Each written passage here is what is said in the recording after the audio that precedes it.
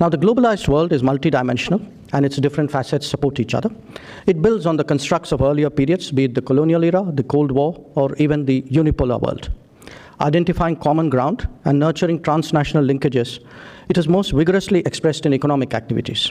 Especially over recent decades, a vast range of understandings and regimes were created that covered most aspects of our lives. As technology and economics threw up new domains, we responded by fashioning rules for them too. While the practical world of business provided the bedrock of interdependence, multilateral rules and institutions decided how these businesses actually ran. Between arbitrating competitive interests and overseeing global commons, they created the basis for reconciling national demands. However imperfect or even unfair it may have been, multilateralism was, till recently, the best game in town. But then, this too is enveloped in the tectonic shifts underway. Once globalization comes under attack, all its facets are subject to pressures. Opposition to globalized business will naturally undermine its governing rules and affect the institutions that oversee it. A self-centered worldview does not have place for commitments that do not serve immediate goals. The structural impact on the global order of these developments are likely to be visible over the next generation. That would have many dimensions, each one of them itself a factor of disruption. The most obvious one is that the world will be increasingly more multipolar as distribution of power broadens and alliance discipline dilutes. And India or a Brazil will demand a greater voice with a growing economy. A Germany and a Japan cannot be impervious to changes in American thinking. Secondly, a more nationalistic approach to international relations will weaken multilateral rules in many domains. This will be particularly sharp in respect of economic interests and sovereignty concerns. Developments pertaining to the WTO or the law of seas are not good signs.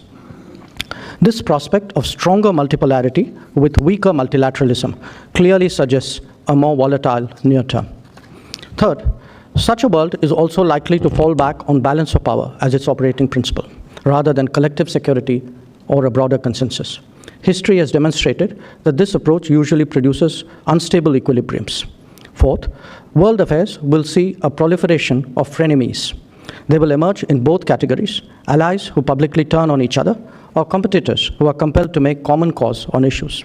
Fifth, a more transactional ethos will promote ad hoc groupings of disparate nations who have a shared interest on a particular issue. This could be supported by requirements of burden sharing and the need to reach out beyond alliance structures. Finally, the combination of these developments will encourage more regional and local balances with less global influence on their working. Put together, it does appear that the world's creativity and diplomatic skills are really going to be tested. Now, even if contradictions between China and the West sharpen, it is difficult to foresee a return to a bipolar world. And the reason for that is that the landscape has now changed irreversibly. Other nations are independently on the move, including India. Half the 20 largest economies of the world are non-Western now. Diffusion of technology and demographic differentials will also contribute to the broader spread of influence. We see forces at play that reflect the relative primacy of local equations when the global construct is less overbearing. The reality is that the space yielded by the West has been filled by many players, not just China. Furthermore, both the US and China have a use for third parties, and the politics of the day will drive multipolarity even faster. The beneficiaries will be the G20 powers and those at that level. Powers who already have prior advantages, like Russia, France, and UK, will probably get a fresh impetus. Some, like India, can aspire to an improved position. Others, like Germany, could increase their weight through collective endeavors. But this would also be a world of a Brazil or a Japan, of a Turkey or an Iran, a Saudi Arabia or an Australia, each having a greater say in their vicinity and perhaps even beyond. The dilution of alliance discipline will only further facilitate this process. What will emerge is a more complex architecture characterized by different degrees of competition, convergence, and coordination. It will be like playing Chinese checkers with many more participants, but those who are still arguing over the rules. A multipolar world that is intensely competitive and driven by balance of power is not without its risks. Europe, with its World War experiences, is especially chary. Even dominant powers favor such balancing only as a specific solution, not as a general approach. For that reason, international relations envisage collective security as a safety net. Even if that did not always work, broader consensus through wider consultations functioned as a plan B. Those most unsettled at the prospect of multipolarity with weaker rules are nations that have long functioned in the comfort of an alliance construct. Unlike the historically independent players, it is understandably difficult for them to accept that the compulsions of interdependence are a good enough substitute. Others may contemplate this prospect with greater nervousness, but in India, perhaps with a sense of opportunity as well. An individualistic world means that the entrenched order is more open to newer players. Long-standing group positions may become less rigid. That the format of play is also more bilateral strengthens the inclination to make accommodations. This has been more in evidence in the security domain, especially maritime cooperation, counterterrorism, or in export controls. Whether it is the Indo-US nuclear deal, the partnership in Afghanistan, or the Malabar exercise, they reflect a departure from the old groupthink to more contemporary pragmatism. It could now extend to the economic domain as well. Friends who differ or competitors who cooperate are a notable trait of this emerging world. Both express different aspects of constraints that limit freedom of choices in that interdependence. The rise of nationalism is largely responsible for the former group, while global threats bring the latter together. Thus, we have seen a United States differ with much of the Western world, especially Europe, on issues like climate change.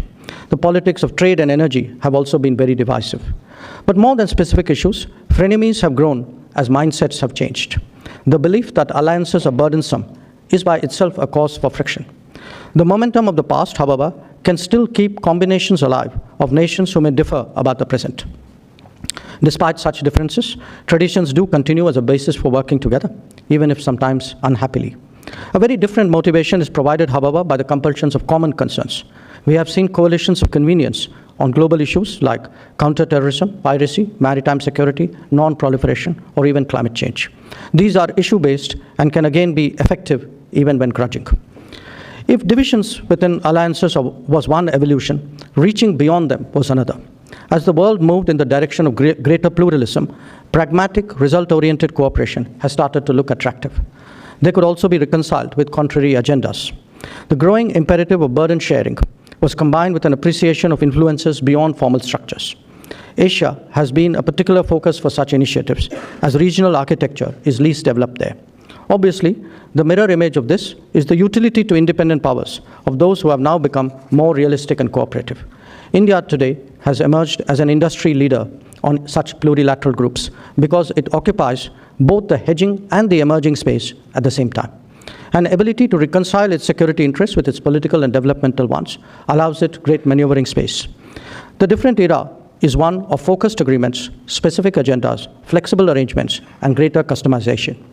Comfort is the new commitment. A world of multiple choices is increasingly opening up at different levels. We surely see that at the big table, where larger powers are dealing more opportunistically with each other.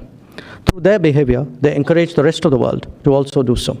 In the light of the global balance being so fluid, the shaping of the local one has become an exercise of its own. Multi-cornered competition has gained currency more than in the past. As they throw up issues, it is more effective for a country like India to respond with engagement rather than distancing. The skill that current diplomacy therefore values more is the ability to engage contesting parties at the same time with optimal results. At a multilateral level, it makes abstention less viable as a default position and encourages more creative approaches. But there is a reason why going up the global hierarchy is judged by the ability to successfully manage conflicting priorities. So in this different era, there will be convergence with many, but congruence with none. Finding common points to engage with as many power centers will characterize diplomacy at its highest level. For this reason, India will find it perfectly natural to engage a Chinese leader at Wuhan, a Russian one at Sochi, and then go on to a 2+2 meeting of foreign and defense ministers of the United States. At the G20 in Buenos Aires last year, it engaged back-to-back, in fact this year as well, back-to-back in 2 trilaterals, US, Japan, India, as well as Russia, India, China. The country that fares best is the one which has the least problems with its peer group and the broadest acceptance beyond. For a number of reasons, the game has now become one of positioning and optimizing. The reality is that India either reaches out to in as many directions as possible and maximizes its gains, or takes a more defensive approach of avoiding engagement. This is not just about greater ambition, it is also about not living in yesterday. In this intensely competitive world, India's goal should be to move closer towards the strategic sweet spot. But having said that, let me also caution that a world of all against all is neither desirable nor indeed probable. The weight of history and the compulsions of politics will make sure that convergences end up as some form of collectivism. Nor can beliefs and values be divorced from the behavior of states. Thus, even as we look at an era of more dispersed power and sharper competition, the way forward is more likely to be new forms of accommodation rather than pure transactions. While nations will naturally each strive to advance their particular interests, similarities and affinities will always remain a factor. So while this is an exposition on changes in international affairs, I would emphasize that the direction is towards a new architecture rather than the absence of one. Preparing for a more competitive and complex era will require, obviously, different mindsets. For a nation like India, this would be in addition to the changes induced by its climb up the global power hierarchy. As a broad approach, it will be reflected in the primacy of long-term thinking over short-term calculations. It would encourage undertaking deep structural change and ambitious socio-economic initiatives that can transform both habits and attitudes. In this world, what were presumed to be intractable challenges will have to be addressed, not ducked. An example to point is that of the recent change in the Indian state of Jammu and Kashmir. For many years, India sought a solution while Pakistan was comfortable with continuing cross-border terrorism. The choice as this government came back to power was clear. Either we had more of past policies and the prospect of further radicalization, or we had a decisive change in the landscape and a change of direction towards de-radicalization. The economic costs of the status quo were visible in the absence of entrepreneurship and shortage of job opportunities. The social costs were even starker, in discrimination against women, in lack of protection for juveniles, in the refusal to apply affirmative action, and in the denial of the right to information, education, and work. All this added up to security costs as resulting disaffection fed separatism and fueled a neighbor's terrorism. At a broader level, these realities also contradicted our commitment that no region, no community, and no faith would be left behind. The legislative changes made this summer put India and the entire region on the road to long-term peace. That is the reality today in the making, and this is the India that will navigate the world which I have described just